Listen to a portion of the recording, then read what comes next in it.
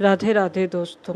श्री कृष्ण कहते हैं कि हे पार्थ, दुख भोगने वाला भविष्य में सुखी हो जाएगा, लेकिन जो दुख देने वाला है वो कभी भी सुखी नहीं रहेगा। क्या आपने कभी सोचा है कि कुछ लोग पूरी जिंदगी दूसरों को दुख देते हैं, छल करते हैं, षड्यंत्र रचते हैं और फिर भी कुछ समय तक सुखी दिखाई देते हैं। वहीं दूसरी ओर एक ऐसा व्यक्ति होता है जो किसी का बुरा नहीं चाहता, सबका भला करता है, फिर भी उसे बार बार अपमान, धोखा और कष्ट ही मिलता है। ऐसे में उसके मन में एक ही प्रश्न उठता है कि हे प्रभु, मेरे साथ ही ऐसा क्यों होता है। महाभारत में भी अर्जुन के मन में यही प्रश्न उठा था। तब श्री कृष्ण मुस्कुराए और बोले कि हे पार्थ, जो दिखाई देता है वही अंतिम सत्य नहीं होता है। समय हर कर्म का लेखा जोखा रखता है। जो आज दूसरों को दुख देकर प्रसन्न हो रहा है, उसका सुख केवल कुछ समय का अतिथि है, लेकिन जो धर्म का साथ देते हुए दुख सहता है, उसका भविष्य स्वयं समय उज्जवल बनाता है। महाभारत इसका सबसे बड़ा प्रमाण है दोस्तों। दुर्योधन के पास राज्य था, अपार धन था, विशाल सेना थी, असीम शक्ति भी थी, लेकिन उसके मन में संतोष नहीं था। उसे केवल एक ही बात दिखाई देती थी, पांडवों को कैसे दुख दिया जाए। ईर्ष्या ने उसके विवेक को ढक लिया था। वह भूल गया था कि जो दूसरों के लिए षड्यंत्र रचता है, एक दिन वही षड्यंत्र उसके अपने जीवन का विनाश बन जाता है। यही उसके पतन की शुरुआत हो चुकी थी। हालांकि उससे इसका आभास अभी भी नहीं था। उसको इस चीज़ का जो एहसास है वो इतनी जल्दी नहीं हुआ था। दुर्योधन ने पांडवों को समाप्त करने के लिए एक के बाद एक षड्यंत्र रचे। उसने पहले भीम को विष देकर मारने का प्रयास किया। जब वह सफल नहीं हुआ तो लाक्षा ग्रह बनवाकर पांचों पांडवों और माता कुंती को जीवित जलाने की योजना बनाई, लेकिन भगवान की कृपा से वे सब बच निकले। इसके बाद छल से जुए का खेल रचाया गया। धर्मराज जो युधिष्ठिर थे, उनसे उनका राज्य छीन लिया गया और भरी सभा में माता द्रौपदी का अपमान कराया गया। इतना सब होने के बाद भी पांडवों ने कभी भी धर्म का मार्ग नहीं छोड़ा। उन्होंने वनवास सहा, अपमान सहा, कष्ट सहे, लेकिन अधर्म का साथ नहीं दिया।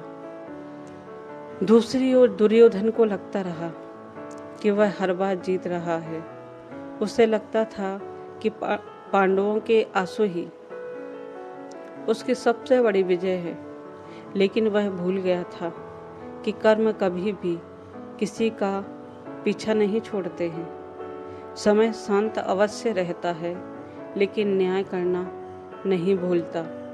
अंततः कुरुक्षेत्र का युद्ध हुआ। जिस सेना पर दुर्योधन को घमंड था, वही उसके सामने समाप्त हो गई। जिन भाइयों के बल पर वह इतराता था, घमंड से उसका जो घमंड था उसके भाइयों के बल पर भी था। इससे वह बहुत इतराता था। वे भी एक एक करके उसके सामने मारे गए। अंत में उसका राज्य ही उसका अभिमान था, उसका अहंकार। धीरे धीरे सब कुछ समाप्त हो गया। वही पांडव जिन्होंने जीवन भर दुख सहा और अंत में धर्म और सत्य की विजय के प्रतीक बने।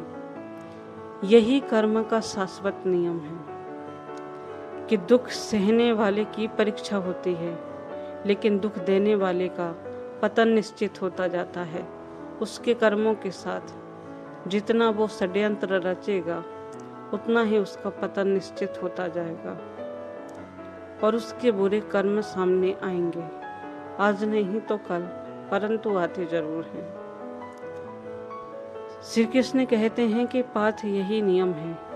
आज भी हर मनुष्य के जीवन में उतना ही सत्य है जितना महाभारत के समय था।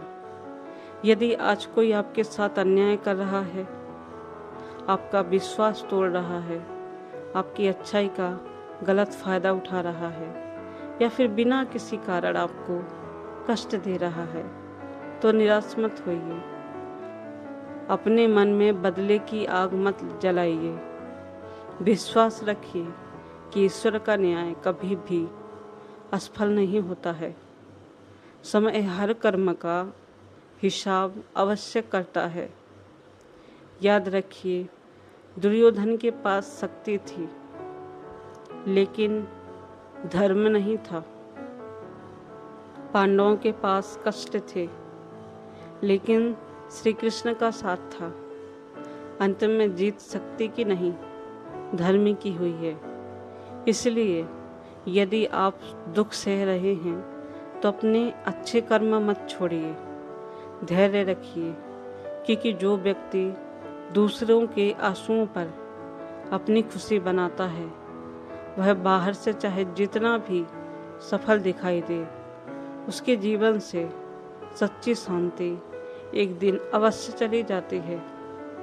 लेकिन जो सत्य, धैर्य और धर्म का साथ नहीं छोड़ता, उसके जीवन में एक दिन ऐसा सूर्योदय अवश्य होता है जो उसके सारे अंधकार को मिटा देता है। दोस्तों, याद रखिए, श्री कृष्ण कहते हैं कि हे पार्थ, दुख भोगने वाला भविष्य में सुखी हो जाएगा, लेकिन दुख देने वाला कभी सुखी नहीं रहेगा।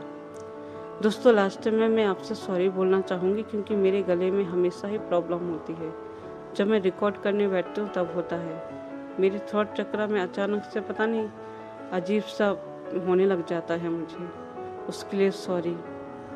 दोस्तों, अब आप सुन रहे हैं लाइफ अवेकनिंग, जहाँ विचार बदलते हैं वहीं जीवन बदलता है। दोस्तों, स्वस्थ रहिए, मस्त रहिए और ज़िंदगी में आगे बढ़ते रहिए। फिर मिलते हैं नेक्स्ट वीडियो में। तब तक के लिए राधे राधे।